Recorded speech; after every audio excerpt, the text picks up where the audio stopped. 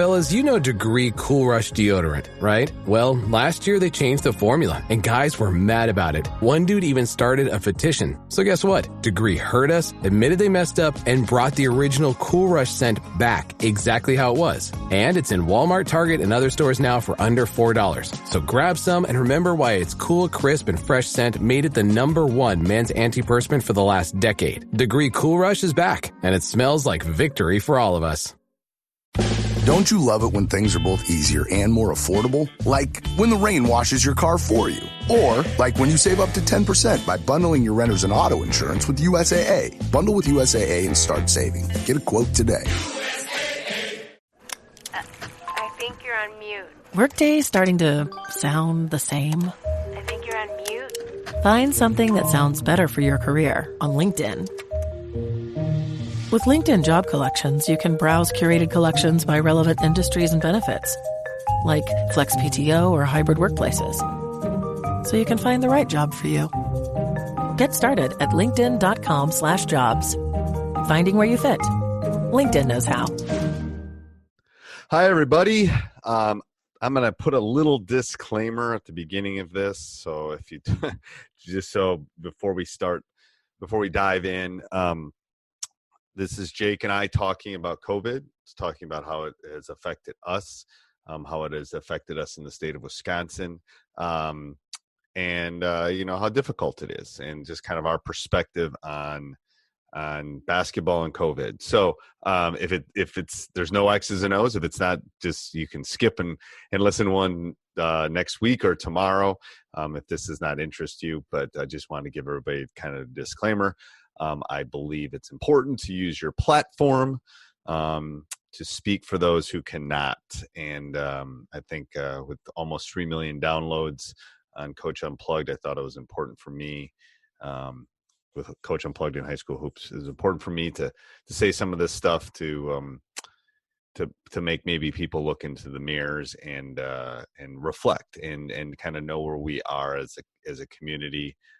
In this difficult time. It's difficult for all of us. So, again, fast forward, go listen to I don't know, I'm sure there's a good election one, or I know there's great Disney ones. If you need a good Disney podcast, I can give you one. But just wanted to give everybody a heads up. And we'll be back to regular programming either next week for high school hoops or tomorrow for Coach Unplugged. Thank you.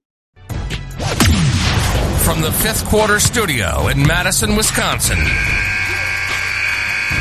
you're listening to High School Hoops with your hosts, Steve Collins and Jake Steger. All right. Welcome to High School Hoops. It's been a while. Jake, it's been a while. Hey, Coach. It's so great to see you. I know. It's nice. Before we jump in, I'd like to give a big shout out to our two sponsors. First of all, teachhoops.com, which at this point is broken, but it won't be by the time you listen to this. Of course not. We'll fix my it. God. It's like, anyway, so yeah, like one of the buttons is broken, so it's like, oh crud, what am I gonna do? Anyway, so I'll figure it out, and then I can't reset from nobody cares. The people who are listening right now really don't care. But anyway, go over and check it out. It's a great resource. Had a whole bunch of people joining. People are probably trying to join right now while I'm talking to you, but you know what? This is more important. Also, go over and check out Dr. Dish, the #1 shooting machine on the market. Mention $350, and they'll mention $350. Mention Coach Unplugged or High School Hoops, and they'll give you $350 off. It's the COVID machine, is the way I talk about it. All you need is a ball and the machine. You can get shots up. Yep. And prices are this is Wednesday. Prices are going up on Teach Hoops Thursday. So if you're listening to this today, you better join today. Like, prices are increasing 15 to 20% tomorrow.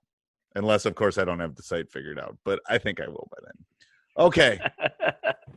All right. After that rant, what are we talking about today, Jake? Well, we're always transparent, a.k.a. authentic here, people, from two high school coaches, one person who's taking a mini sabbatical and one who is still coaching at the helm for many, many years. Don't know if I'm really coaching, but go ahead. Yep. I think we're at a hard place, because normally we're constantly thinking about normally our topics go with the momentum of where our season is going as we get into the season. Whether, it basically follows the same path where we are in our season. Like, number one, if you're a high school coach, especially at the varsity level, you're going to be 12 months out of the year. It's not a 6-month gig. It's not a 10-month gig. It's 12 months. So it looks a little bit different every single month as you get into your season. But right now we're having a hard time in the state of Wisconsin where we're in, because we don't know if we're going to have a season or not. Right now our state in general is in disparity of, some kids are playing fall sports, some kids are not playing fall sports, some kids are virtual, some kids are not virtual, some kids are hybrid, some kids are shutting down. It's a crazy mess. It's chaotic. Okay.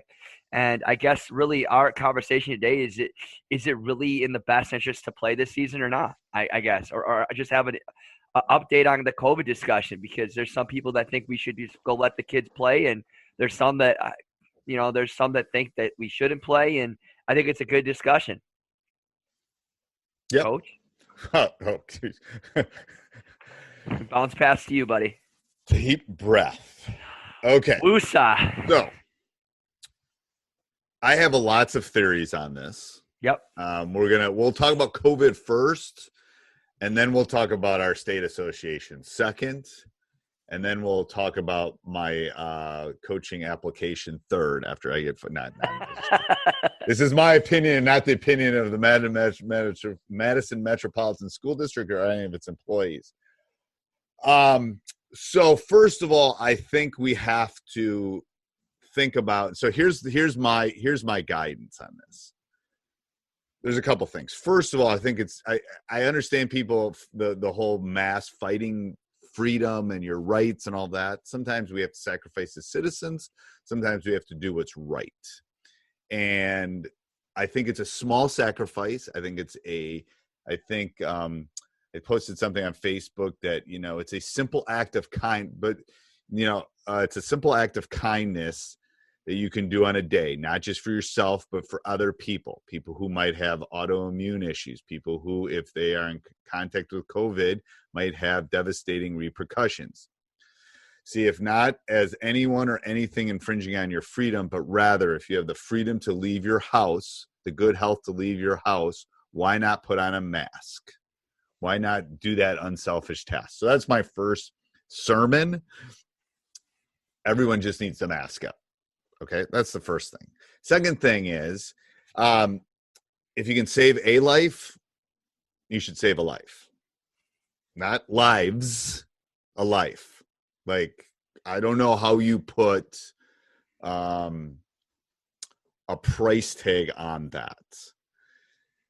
I realize that the admission rate for youngsters is not the same as the admission rate for older people. I do that. But I think as a society, our rights, we should be protecting the ones that cannot be protected. We should be the voice for the people that cannot be heard. I think that's important. I think it's a part of being a citizen. It's a reason you don't go 150 on the highway, because the safety of all is the safety of one. So I think that's something that we have forgotten. I understand how hard it is. First of all, I understand how hard it is for the athletes not to be able to play. I do understand that pain. I see that pain in my players' eyes. We are not sending them to the beaches of Normandy. We are not sending them to the jungles of Vietnam. We're asking them to stay home and maybe not play. So is it the right decision? I think I personally think it's the right decision.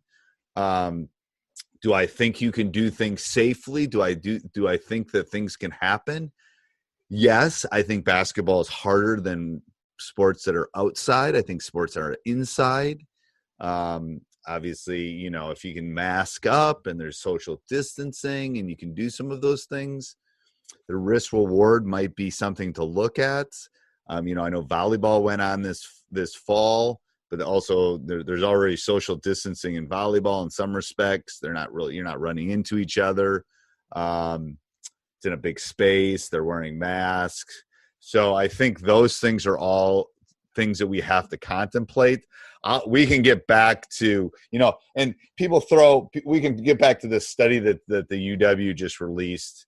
Statistically, what we'll call it a study. I think it's an observation, but there's other ones that are coming out. But we'll talk about that in our state association in a second. But I just think sometimes we have to do what's greater, what's better for the bigger society, and I'm not sure we're always doing that. So I'm going to say what I said on a Facebook. COVID sucks. This sucks. No one wants to be doing this. I haven't been in my classroom since March 13th. No one wants this. But I think I think the players are going to be okay. I think if we're worried about scholarships, the scholarships will be there, because if the college coaches are any good, they're going to find them. It's a sacrifice. People had, they used to have ration coupons during World War II, and things like that. So we're all making different sacrifices. I just have a real hard time when we're not in school that we're playing sports. It's a school base. Are kids going to do other things? Yes. Kids go to parties when they shouldn't go to parties too. And they do, things that they shouldn't be doing. And again, I think it's an individual decision. I mean, I personally don't think people should be out playing basketball inside and doing those kind of things, but I know there are people who are doing that, and they do it all summer. I realize that. But I think protecting the people that cannot be protected is an important thing. Okay, that's my second soapbox that I just got off of. What's your thoughts, Coach? Well, number one, I don't know. To me, I guess as a player, I don't know how enjoyable would it be to be wearing a mask. I know that there's some players that are some middle schools and other areas now that kids are playing basketball and they're wearing masks. That's got to be very, very difficult. I also think that basketball is completely different because it's inside and it's close quarters. I think it's one of the hardest ones to. I think wrestling's the hardest one. Right. That they're even talking about wrestling is crazy to me. Right. I mean, you're literally inches from the other guy's mouth. Like, if he has COVID, you're getting COVID. Yeah, but that, and the other retrospect is we got to talk about, like, my question is, if we're doing these things, what systems do we have in place to ensure student safety unified amongst the entire organization, whatever state you're in? That's been my biggest issue. Well, I think it's also for Madison, it's an equity issue. Right. Like, and it's also look who it's affecting the most. And, we can talk about white privilege and we can talk about some of those things. And if you need to unsubscribe, go unsubscribe. At this point, you probably already have if you don't like what I'm saying. Don't care. I've already gotten like too much political things on here. It's like, that's cool. Like, I feel like I have to use my platform for a voice. There's nothing wrong with that. I mean, for the people that can't be heard need to be heard. Exactly. And you look at who's being affected the most by this. It's people of color that are being most affected by this disease.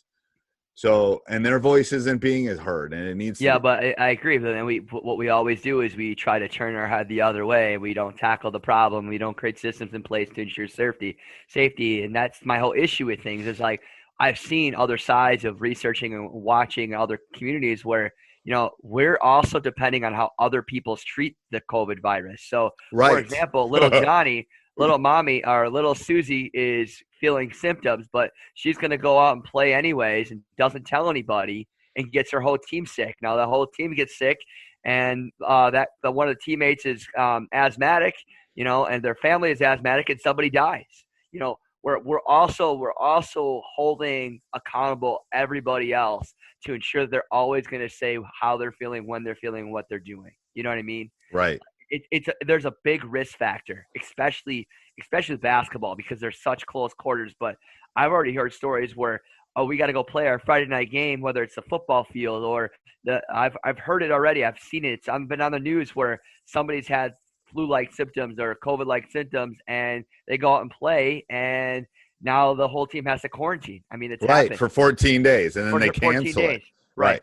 And and the problem is, well, how did that happen? Well, this person felt the symptoms and didn't do anything about it. They just kept playing on. Like, that's very selfish. But again, it all starts with the whole system. If you're going to continue to play, and what we're doing is selfish in itself. So people start to act selfish. And so I ultimately, I've seen in capacity of some sports this year been able to do it, but I just don't think basketball can do it. I just don't. I think it's too hard. I do, and I'm in Wisconsin. UW came out with a study from the Department of Orthopedics and Rehabilitation. That's first of all where it came from, the Department of Orthopedics and Rehabilitation. And they came out with this study, which they took. They only got it's a survey. So if you know anything about statistics, it was a voluntary survey. They got less than half the state. They did it for a 4-week period. It was not peer reviewed. So it was an opt-in. And 30% of the people they could not trace back to any specific, some of them they could trace back to a family member. They could trace back 30%. They could not trace back. So, community spread is happening in our state. So I just think it's the wrong thing to do, to assume that, like, especially when we're all going inside in the winter. It's not like there's outdoor. People are going to be more in close quarters within their circles in the winter than they are. Do you think it's safe to say that if we're going to school with masks, or we're going to school remotely, that it makes any sense to be really doing athletics in quarters? No, I mean, first of all, or do you think if it's safe to play basketball and it's safe to wrestle, then it should be safe to go to school. Right. I just can't wrap my head around, we're going to be 100% virtual, but then we're going to go have practice. That makes no sense. Then I mean, and here's another issue. My daughter's in the drama world. I don't hear the drama people complaining. I don't hear the drama people, like, there's all sorts of. It's the athletic parents that are the ones that are getting the most upset. And I get it. Trust me, you are not going to find a more competitive person. You are not going to find somebody. Coach and I he was teasing before we came on. He goes, "What are you going to do this winter?" I'm not happy about this. I don't want this to happen. But sometimes we gotta look at it. And you know what? I know people that are going to listen to this are going to be all over the country. And some of them are going to have seasons like it's just a normal season. I get it. Then bless you. I hope it works out. Part of my frustration is with our state association, that they're running state tournament. They're running golf state tournaments and tennis state. They're acting like nothing's wrong. And right. I mean, there's other that those are just two. I mean, they're like our soccer is. I mean, they're money grabbing, in my opinion, my personal opinion. They're money grabbing. They're not taking into account our two districts, which are Milwaukee and Madison. I don't feel represented by them. I don't think our kids feel represented by them. And yeah, I think I'm not sure why we need the WIAA. Like, if they're not gonna truly represent us, then if everyone can, and they're saying, oh, they move football to the spring. Okay, what are you gonna do with basketball? You gonna keep moving? Like, what are we gonna do if we can't have a season and they can? What are you gonna do? Well, technically, what's really weird, and I have a hard time, is some conferences have moved to the spring, but have you noticed that there's some schools still participating in a state tournament this fall? So what are the spring school? It says we'll have 17 state championships. I don't know. That just makes no sense. It makes no sense. So are they going to push basketball season back? They push football season back. Hey, everybody. Hope you're enjoying the podcast as much as I am. Please go over and check our website, teachhoops.com, for coaches who want to get better. 14-day free trial. It's got office hours. It's got one-on-one calls. It's got handouts. It's got practice plans. It's got how to do it's got a roadmap for you. That's what you need, a roadmap. So go over and check that out. Again, it helps us keep the lights on. It helps us keep this train a chugging. Subscribe and like. We would love that. If you love these podcasts, especially on Apple and Spotify, if you leave us a 5-star review, we would really appreciate that. All right, let's head back to the podcast. Look at the number of schools that have closed down. Like a lot. And that's what I have. It's like make a decision. What is the WIAA's? What are they supposed to be doing? What is their job? Like, I understand that they're trying to give kids opportunities. Great. Are you going to give the basketball kids that don't get to play this winter an opportunity? What's our opportunity? Are you going to move it to the spring? You're going to just keep moving people back? I mean, that's what I don't understand. I think we're going to be the first sport that's like, oh, you either play or you don't play. I think that's what it's going to be. You mean like a choice? No, you're either going to play or you're not going to play. Like, I don't know if we're going to play this anytime soon. I think there will be people that will start practicing in several weeks and will play. Unless the state steps in and does something, which they might. Maybe the state will mandate something, but the WIAA has make a decision. And to be honest with you, part of it is no urban representation. Part of it is how the system is set up. That I think I tweeted something like 6 Rivers or whatever has 14 teams, 14 basketball programs in their conference. And I'm not ripping on I just picked it because it was of the number, but they have 14 teams of a total of 1,400 kids go to those schools. Are small, and they have 14 votes at the board at the thing. We have one. La Follette, which has 1,500 kids, has 1 vote. Like, are you really representing? And the issue is the board of controls too. Like, where is the urban representation? Where is the minority representation? Where is all of that being heard on that board?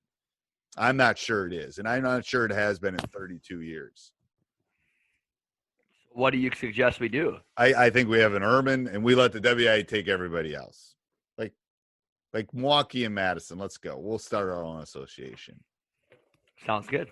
I mean, I just don't. I mean, that they didn't want to call the state tournaments off because of money. Don't kid yourselves.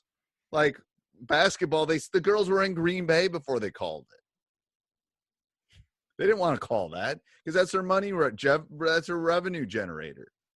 I'm not convinced they're not going to go bankrupt because I'm not sure where but they're running these tournaments. I mean, like the golf tournament, they don't make much money on that. They need football to happen. They need basketball to happen to make money. There's no way we're playing in the Kohl Center. So where are they going to make their money? I don't know. I don't know how they're making money right now, or even schools athletics making money on this right now.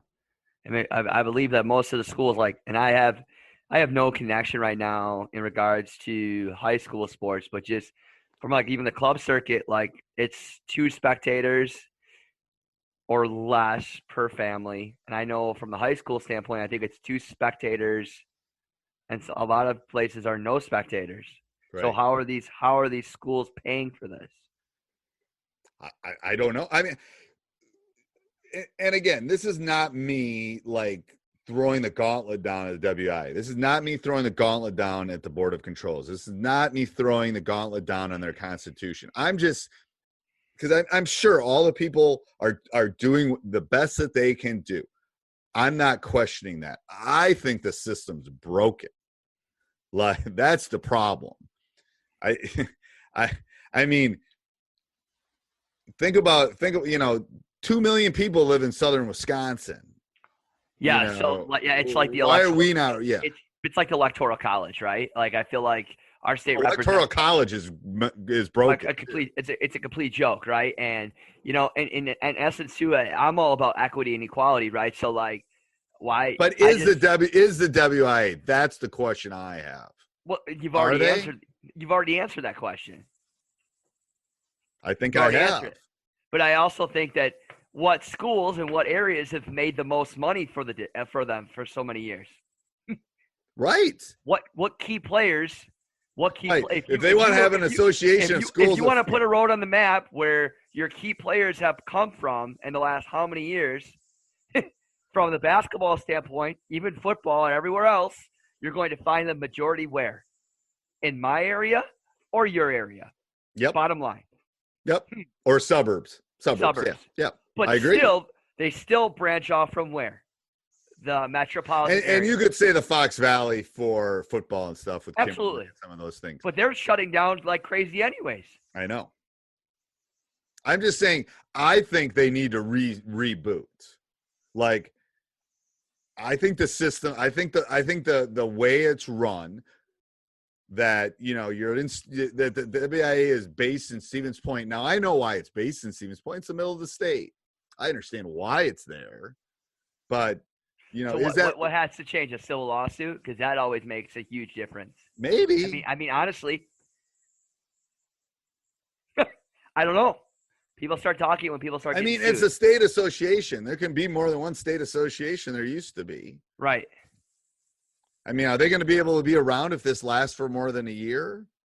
Like, are they going to be able to? I mean, they're not getting $2-3 million from State Basketball Association. I mean, there's not going to be statewide TV for basketball. They're not getting the ad revenues from those people. I mean, same thing with football. I mean, are they going to play? Are they playing football? I mean, I guess maybe they're getting revenue from that. I don't think so. There's no way. There's no way. Because I just know from somebody who coaches in the club circuit, soccer-wise, just how school districts have now, like if you're going to most school districts are not allowed even club circuits to practice there or to play games or to have only one spectator. Like there's so much restrictions from schools. I just don't know how a school can make any money having a sporting. I can't see it happening. I just can't. So I don't necessarily have the solution for this. I'm just saying, I don't know. I if a school is not in session, let's pick school X, and they close because of COVID, and you're still practicing and playing sports, that seems silly to me.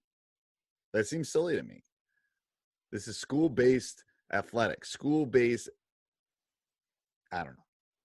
That's my rant for the day. But again, I guess to me it's a representation of how decisions are constantly made within, I guess, a lot of our sports education. It's shifting the monkey off to somebody else's back every single time. All right, so it's like it's like our legislature hasn't met in like since March, you know, and it's like it's the same thing. I get it, and again, I'm not ripping on individual people. I'm ripping on it's similar to you know, systemic racism. There's something's broken in our society that needs to be fixed, in my personal opinion. There's also something that needs to be fixed with, at least in our state, with what's going on in representation and, you know, like, come on. And I know the WIAA is going to use that UW.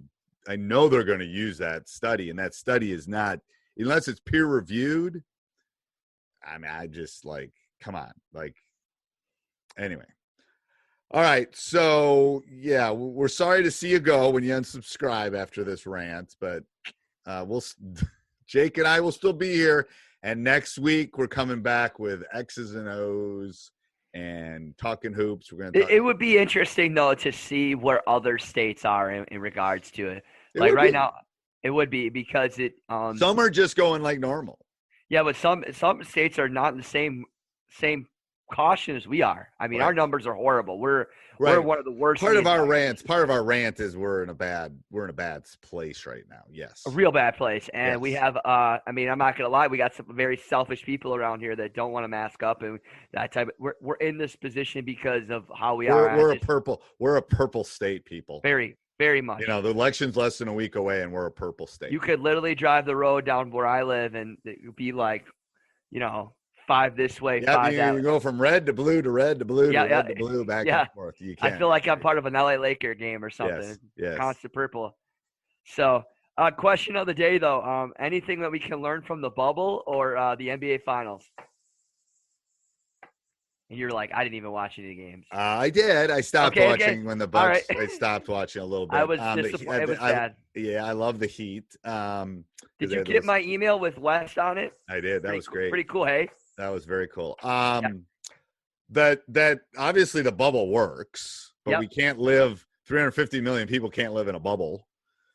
So, and we're not going to be televising and make a buttload of money. And I also think like small colleges, the bubble can work. Yep. I think big colleges like UW-Madison, UW Wisconsin, can't. So that's part of the problem we're having is there's 40,000 co-eds downtown. Yeah, I think the bubble showed science, the backing behind what can work and what can't work, and they weren't masking, but they're also in a bubble. It's the prime example of control groups and non-control groups and placebo, all that kind of stuff. Yeah, it was great. It was great to watch a little basketball again. I guess to me, it was about the difference of not playing at home. And the travel time. That hurt the Bucks. And and then just the sure movement of momentum. I think, like a city like us, like Milwaukee, I mean, they were building and building with our hometown. And, I teach in Milwaukee. I mean, it's everything right now. The Bucks is, every kid's got a Buck shirt on. Everybody, it's been awesome to be part of it. And to be able to wear Buck stuff every day to school, and it's been awesome. And I just think we just lost our momentum, I think we did too. And it is what it is, and I think Miami had the advantage a little bit because they didn't have to travel much, and they were playing close in their bubble. But to me, Miami made some really good changes, and they played very good basketball. They were well deserving to be in the finals, and they played really well. And it was definitely it was interesting to see the game played in close quarters, how that would be. I think it'd be way different if they were traveling, and it'd be different. It would be interesting to see what it would have been like. But I don't know. I didn't see much difference. I don't know. A little bit more zone than I'd seen, but that was definitely a shooter's gym. Holy cow. Yeah, it was another thing I felt with that. I also think that comes down to you start playing in the same court all the time consistently, the same environment. It's not so big. I don't know. Well, there was no distractions either. I mean, Coach, you've been in the state championship, right? And I've watched you coaching it, man. It's a whole different world shooting in an arena like that, where the hoop doesn't have anything really behind you. Right. When you've been. Yeah, and when you're playing in a small quarter gym like that, dude. I mean, it's lights out, dude. You know what I mean? And for me, it was cool to watch. For us, that we had some really good Marquette players that were playing in the finals, and we had the kid from Whitnall, Tyler Hero. That it's cool to be represented. It was neat, and but man, where they were shooting lights out. Why do you think they went to the zone so much? I don't know. I don't know. Was it legs? Do you think guys were tired? Maybe so. I don't really think so. I mean, LeBron James can outrun me. I mean, that guy is just a freak of an athlete. He doesn't stop, And I don't know if it was really longevity for LeBron and those guys, but I just didn't seem like it was a leg issue. I was just wondering, because they're hitting lights out so much that why would you go zone? Would you increase the pressure? Would you? I don't know. I don't either. All right, so I apologize if our numbers go down, Coach. On downloads. You know what?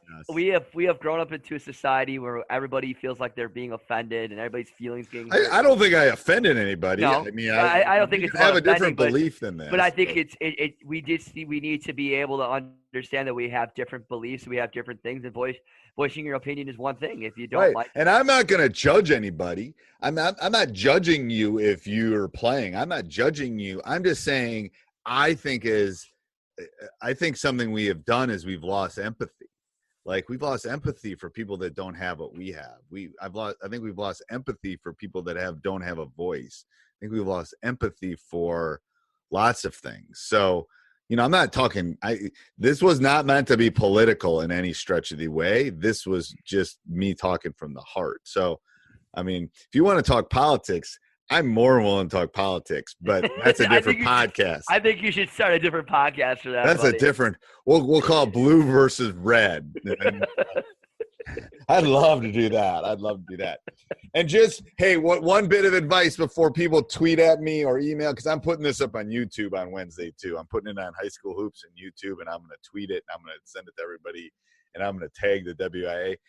Before you respond to me, what I'd ask you to do is remember this one thing. When you look at studies and you look at data, look at the source of the data, look who funded the data, look how the data was gathered. Because statistics is collect, organize, analyze, and interpret data.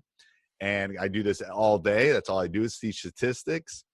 And it doesn't matter how good your math is if the data is bad. So how you get the data, that's the reason we've had issues in polling in the last 5 to 7 years, is because they're having a hard time getting data, like getting people to respond. I'll tell you one thing that I read just recently, that, you know, like 5-6 years ago, they could call 1,500 people to get 500 people to respond. Now they got to call 45,000 people to get 500 people to respond. So why is that? People are jaded. People are over questioned. People are, you know, cell phones and not home phones. There's all sorts of pivots that have happened as far as gathering data. I could see that too. Like just my email every day, like, yes. I feel like I'm getting bombarded with all this garbage. It's like, I didn't even sign up for this. Like, how is this happening? Like, right. So that's the issue. So what I would ask is, if the WIAA actually listens to this, is dive into that data from the UW, that study. Because if you're going to use that, that's not what the health officials are saying. That's not the people that. Well, I would also say too is that, you know, the media is the people that are making all this money right now in the COVID situation. Like, right. They're creating articles for you to go on and make money, so advertisements can buy it. Oh, we can get a whole. Well, let's not even go there. But I'm just saying, like, you can't trust just one. Like, you can't trust everything that's. I mean, you can hear what we say, but you got to go hear other people have to say too, because you know what? Like, we want you to listen, but ultimately, you better go hear 5 or 6 other people. There's 2 sides to every coin. Absolutely. People. There we go. All right. Have a great day, Coach. All right. Bye. Bye. Hey, everybody. I hope you enjoyed the podcast. Make sure you subscribe. Make sure you like it. Go over and check out our other podcasts, High School Hoops, Teacher Side Gig, and then go over and check out teachhoops.com for coaches who want to get better. Have a great day. This podcast is part of the Sports Social Podcast Network.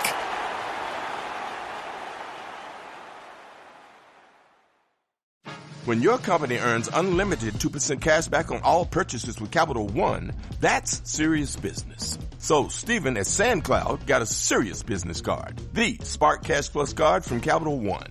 We used our 2% cash back to help build our retail presence. Savvy, Stephen. And we get big purchasing power, so our business can spend more and earn more. The Spark Cash Plus card from Capital One. What's in your wallet? Terms and conditions apply. Find out more at CapitalOne.com/SparkCashPlus.